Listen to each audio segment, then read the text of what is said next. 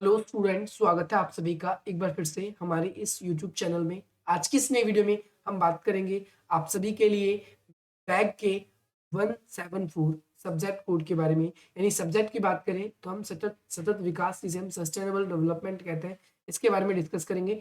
ये जून 2022 का पेपर है और ये पेपर जो स्टूडेंट्स अपकमिंग एग्जाम्स की तैयारी कर रहे हैं उन सभी के लिए बहुत ज़्यादा रेलेवेंट रहने वाला है। और आपके एग्जाम में इससे क्वेश्चंस रिपीट होंगे। कैसे रिपीट होंगे, या जो बच्चे पहली बारी बैक का पेपर देने वाले हैं तो उन लोगों को ये पता चल जाए कि आपके पेपर में कैसे क्वेश्चन आते, कैसे क्वेश्चन तैयार करने हैं। तो आप सभी को ध्यान रखना है। सबसे पहली बात तो 3 घंटे का आपका समय रहने वाला है और अधिकतम अंक की बात करें तो 100 नंबर का पेपर आएगा।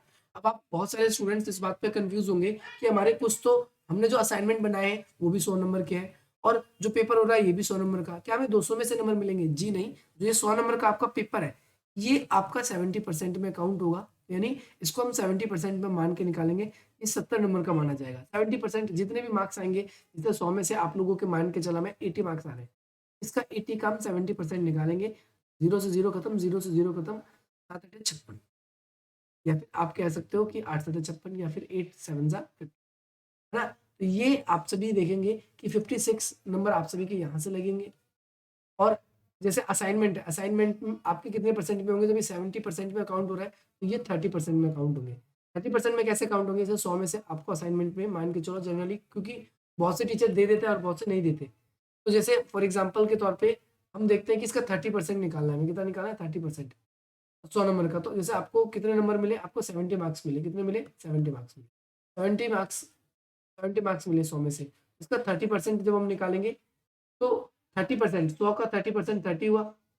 30 में से आपको कितने नंबर मिले? अब जैसे फॉर एग्जांपल 100 में से आप लोगों को 70 मार्क्स मिले, है ना? तो 70 का, अगर हम 70 नंबर जो है ये 100% का, इसका 30% का, फिर हमको क्या निकालना है? 100 का 30%, 100 का 30% और 30 का भी फिर आपको निकालना होगा जितने भी नंबर आएंगे। जैसे वो, जैसे आप लोगों के 60 नंबर आएंगे, इस हिसाब से आप इसको अरेंज करेंगे। ठीक है, पहले इसको 30% में कन्वर्ट करेंगे 100 को, है ना?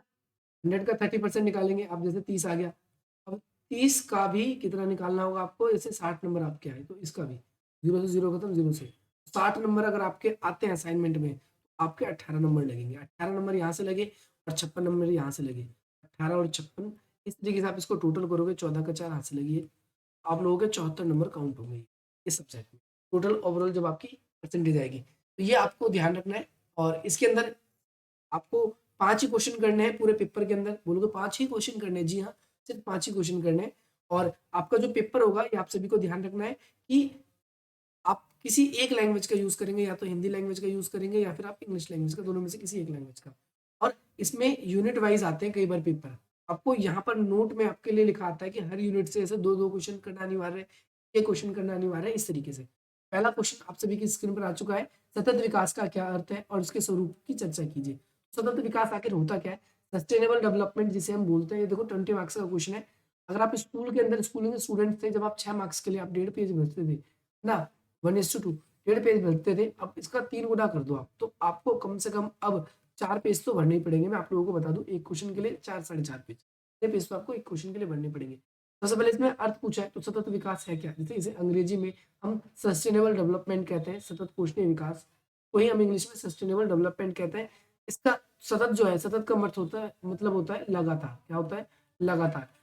सतत विकास एक ऐसी प्रक्रिया है जिसे हम कई नामों से जानते हैं, जिसे हम ठोस विकास, टिकाऊ विकास, सस्टेनेबल डेवलपमेंट, सतत पोषणीय विकास जिसे हम बोलते हैं। तो इस तरीके से इसे कई नाम है। सतत एक ऐसी प्रक्रिया जो लगातार बनी रहे।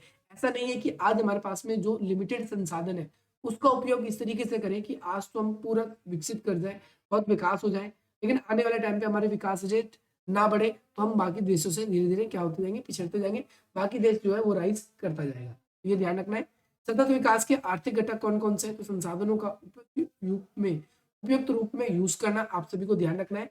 ये आपका सेकंड क्वेश्चन था और ये क्वेश्चन जो है ज्यादा मुश्किल नहीं है, आपकी बुक में इजीली क्वेश्चन मिल जाएंगे।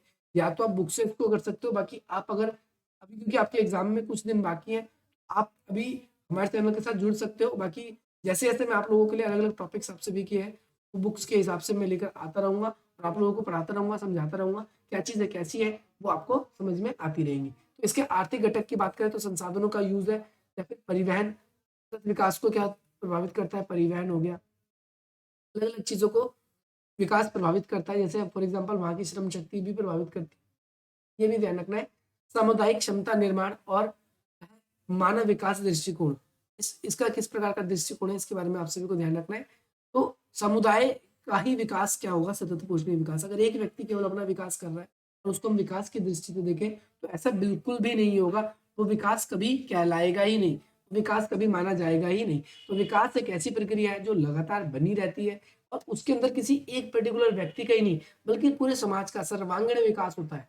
उसमें हम व्यक्ति के न केवल हम अवसर को देखते हैं, उसके अंदर हम व्यक्ति की जो सुविधाएं हैं, जो जन कल्याण है, उसका जीवन स्तर है, इनको भी नोट करने की प्रयास करते हैं। इस वाले क्वेश्चन में आपको ये डिफाइन करना था। नेक्स्ट क्वेश्चन है आप सभी के लिए, आप लोगों के लिए शॉर्ट नोट है। इस शॉर्ट नोट में आपको, अगर आप ये नोट करते हो तो आपको ये दोनों ही करने हैं, ऐसा नहीं कि एक ये कर लिया और बाकी कर लिए हो गया क्वेश्चन, तो नहीं, आपका ये 10 नंबर पहले ही कट जाएगा। सतत विकास और रियो घोषणा पत्र, तो आपको पता है रियो घोषणा पत्र के अंदर क्या था, 21वीं शताब्दी के लिए, 21वीं शताब्दी के लिए क्या किए गए थे, कुछ ऑलरेडी ही कुछ क्या कर दी गई थी, एजेंडा बना दिया गया था कि किसी शताब्दी तक हमें पाना, उसके उसके उसको ये घोषणा पत्र को रियो घोषणा पत्र कह दिया गया था। जैसे क्या है, हम वनों की कटाई पर रोक लगाएंगे, हम जैव विविधता को बढ़ावा देंगे, तो विश्व में ग्लोबल वार्मिंग है वो काफी बढ़ रही है, तो ग्लोबल वार्मिंग को रोकेंगे, सीएफसी गैसें हैं जो ऐसी गैसें हैं उनके तापमान पे हम प्रतिबंध लगाएंगे, ये ध्यान रखना। इसके अलावा वैश्विक सामूहिक धरोहर, नहीं इसे हम बोले सांझी संपदा, आपसे पूछी गई है, सांझी संपदा पूछी गई है। अब सभी को पता है सांझी संपदा उन संपदा को कहा जाता है जिन पर मालिकाना हक किसी एक का नहीं बल्कि विश्व के सभी देशों पे होता है। जैसे स्पेस हो गया, जैसे समुद्र हो गया, जैसे आपके अन्य प्लैनेट से, उन सभी पे अगर हम बात करें तो ये हमारे कैसे, ये हमारे यूनिवर्सल जो है प्रॉपर्टीज में काउंट होता है। इसके बाद में 5th नंबर क्वेश्चन है, सतत विकास और खाद्य सुरक्षा के बीच में संबंध बता रहा है। तो ये क्वेश्चन भी आप सभी के लिए बहुत इंपॉर्टेंट है, ये आपको ध्यान रखना है। एक सेकंड,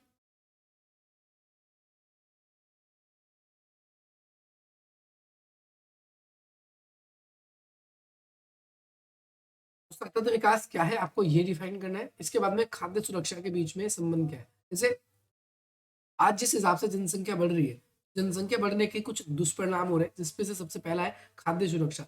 जैसे जनसंख्या बढ़ रही है तो लोगों के लिए फूड की जो है प्रॉब्लम होती जा रही है, क्योंकि ज्यादातर लोग जो है प्राथमिक क्रियाकलाप कृषि बाड़ी खेती बाड़ी जो है वो क्या होते जा रहे हैं, छोड़ते जा रहे हैं। प्राथमिक क्रियाकलाप छोड़ने के कारण से तो सतत विकास किस तरीके से होगा, इसमें एक प्रश्न चिन्ह लग चुका है। इसके बाद में हरित प्रौद्योगिकी क्या है, इस पे बता रहे हैं आपको। हरित प्रौद्योगिकी का मतलब है कि हम ऑर्गेनिक खाद्स हो गए, फार्म्स हो गए, ऐसी चीजों को ज्यादा से ज्यादा यूज करेंगे, उनको बढ़ाने की कोशिश करेंगे और उनके बारे में ही चर्चा परिचर्चा के बारे में ही बात करेंगे। तो ये हरित प्रौद्योगिकी है, ये आप सभी को याद रखना है। सतत विकास क्या है, इसका शिक्षा में क्या भूमिका है। सतत विकास एक बहुत इंपॉर्टेंट प्रक्रिया है। जैसे आप आज, सतत विकास हमारे लिए क्यों जरूरी है, अगर आज आप पढ़ते हो तो आने वाले समय में, जैसे फॉर एग्जाम्पल एक नॉर्मल पर्सन जिसे वृक्षों से होने वाले लाभ नहीं पता, तो वृक्ष उसके लिए केवल एक संसाधन है। वो सोचेगा कि पेड़ हम काट देते हैं सर्दियों में, जब ठंड बढ़ जाएगी तो हम उस समय इससे ताप लेंगे, लेकिन आप सोचोगे कि यार ये पेड़ हमारे लिए क्यों जरूरी है, ये हमारे मौसम चक्र के लिए जरूरी है, ये हम लोगों की जो मिट्टी है उसको इरोज होने के लिए बचाने के लिए जरूरी है, पेड़ से हमें ऑक्सीजन मिलती है, पेड़ हमारे वायुमंडल को और साथ साथ में पर्यावरण को कंट्रोल करके रखता है, तो इन सब चीजों के लिए जरूरी है। तो ये आप सभी के लिए इंपॉर्टेंट बन जाता है। नेक्स्ट क्वेश्चन आप सभी के लिए ये, वैकल्पिक संसाधन उपयोग और सामूहिक लेकिन विभेदित जिम्मेदारियां क्या क्या है ना। साझी संपदा परंतु जिम्मेदारियां अलग अलग, ये वाला वो क्वेश्चन है। आप सभी को पता है कि इस सिद्धांत के अंतर्गत हमने विश्व को दो भागों में बांटा है, एक उत्तरी गोलार्ध के, एक दक्षिणी गोलार्ध के। दक्षिणी गोलार्ध के वो देश होंगे जो पर्यावरण पे, जिन्होंने कम डैमेज पहुंचाया है, जिन्होंने कम नुकसान पहुंचाया है, क्योंकि उनका विकास जो है वो बाद में हुआ है। जैसे आप देखोगे भारत के अंदर 1950 के बाद में आज़ादी हुई और इंडस्ट्रियलाइजेशन स्टार्ट हुआ, लेकिन अमेरिका, ब्रिटेन, इन सब देशों में आप 1750 के बाद से ही आप देखोगे, या 18वीं शताब्दी कह लो, 18वीं शताब्दी में यहाँ पर इंडस्ट्रियलाइजेशन होना शुरू हो गया और उस इंडस्ट्रियलाइजेशन का इनको लाभ मिला। इन्होंने प्राकृतिक संसाधनों का ज़्यादा से ज़्यादा दोहन किया, उन्होंने अपने आप को ज़्यादा से ज़्यादा विकसित किया, और आज जब इन दक्षिणी गोलार्ध के देशों की जरूरत पड़ रही है, इनकी इनको विकास करने की बात हो रही है, तो ये देश अब अपनी विकास को सुनिश्चित नहीं कर पा रहे। तो आप सभी के लिए ये कॉन्सेप्ट भी बहुत ज्यादा इंपॉर्टेंट बन जाता है। आई होप आपको ये भी क्लियर होगा। और इसी प्रकार के इंपॉर्टेंट वीडियोस पाने के लिए आप हमसे जुड़ सकते हैं, हमारे चैनल को सब्सक्राइब करते हैं। और अगर आप लोग अभी तक हमारे टेलीग्राम पे ग्रुप पे नहीं जुड़े तो आप हमारे टेलीग्राम ग्रुप पे भी जुड़ सकते हैं। नंबर आपकी स्क्रीन पे डिस्प्ले हो रहा है, इस नंबर को सेव कर ले। और फॉर फर्दर अपडेट्स के लिए आप हमारे चैनल को सब्सक्राइब भी कर सकते हैं। डिस्क्रिप्शन बॉक्स में कुछ वेरियस इंपॉर्टेंट लिंक दिए हैं, आप उन लिंक्स के थ्रू भी हमसे कनेक्ट रहे। बाकी मिलता हूँ आप सभी से अपनी अगली वीडियो में। जय हिंद, जय भारत।